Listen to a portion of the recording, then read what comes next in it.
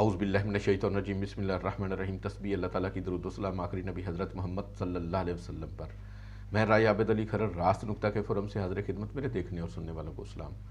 آج کا ہمارا موضوع ہے کہ کیا شوہر سزا کاٹ لے تو فیملی کورٹ کی ڈگری ختم ہو سکتی ہے؟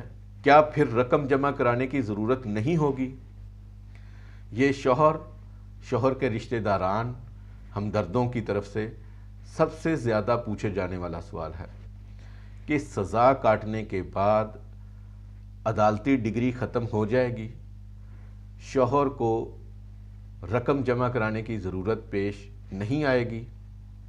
اس کی بیک گراؤنڈ اگر دیکھی جائے تو ہوتا کچھ یوں ہے کہ جب خامند اور بیوی میں علیحدگی ہو جاتی ہے، بیوی اپنے شوہر کے خلاف فیملی کورٹ میں یا آئلی عدالت میں کیس دائر کر دیتی ہے، دعویٰ دائر کر دیتی ہے، اور یہ دعوے مختلف قسم کے ہو سکتے ہیں یا سب دعووں کو ایک ہی کیس میں دائر کیا جا سکتا ہے، اور یہ دعوے مختلف قسم کے ہو سکتے ہیں۔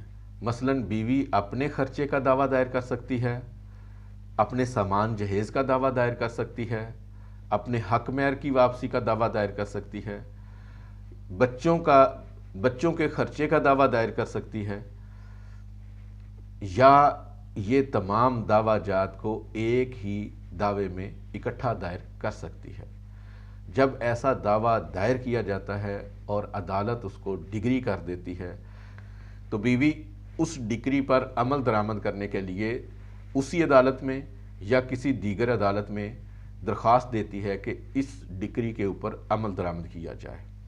ڈگری کے حوالے سے فیملی کورٹ ایکٹ 1964 کی دفعہ 13 موجود ہے۔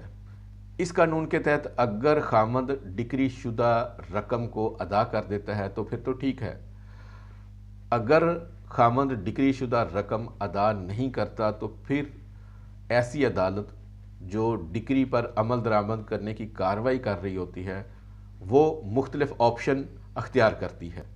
نمبر 1، اگر خامند کی کوئی منقولہ جائیداد ہو یعنی گاڑی وغیرہ ہو تو عدالت اس گاڑی کو قرق کر کے نیلام کر کے رقم بیوی کے حوالے کر سکتی ہے۔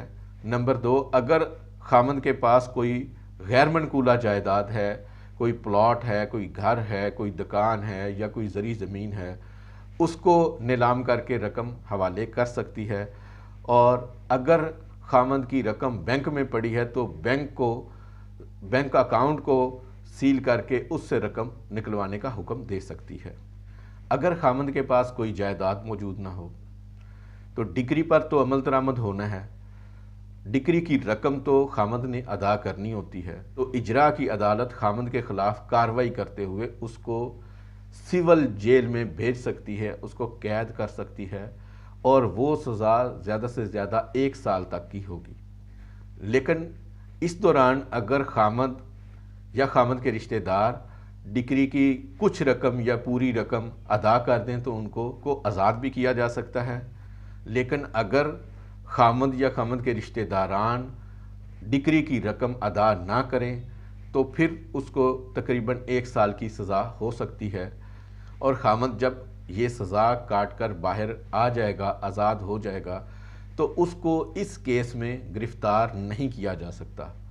ہاں، البتہ ڈگری وہیں پہ موجود ہوتی ہے۔ یہ سزا ڈگری پر عمل درآمد نہ کرنے کی وجہ سے ہے، یہ ڈگری کے متبادل نہیں ہے کہ یہ سزا کاٹ لی تو ڈگری ختم ہو گئی، رقم جمع نہیں کروانی پڑی۔ رقم وہیں پہ موجود ہے، سزا کاٹ لی ہے لیکن رقم وہیں پہ موجود ہے، ڈگری وہیں موجود ہے، ڈگری ختم نہیں ہوئی۔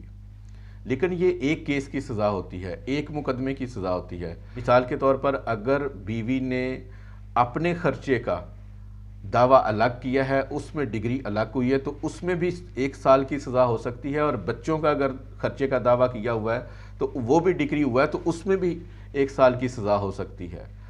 سامان جہیز کی ڈگری الگ سے لی ہے تو پھر اس میں بھی سزا ہو سکتی ہے۔ اسی طریقے سے حق مہر کے دعوے کا بھی یہی پروسیجر ہوگا۔ یعنی اگر بیوی نے یہ ساری چیزیں ایک ہی دعوے میں طلب کی ہیں اور وہ دعویٰ ڈگری ہو گیا ہے تو پھر ایک ہی دفعہ سزا ہوگی۔ लेकिन अगर बीवी ने अलग अलग मुकदमे दायर किए हैं और अलग अलग डिक्री हुई है तो फिर ये सज़ा भी अलग अलग होगी, लेकिन डिक्री फिर भी मौजूद होगी, डिक्री की रकम अदा फिर भी करनी होगी, डिक्री वैसे की वैसे ही रहेगी।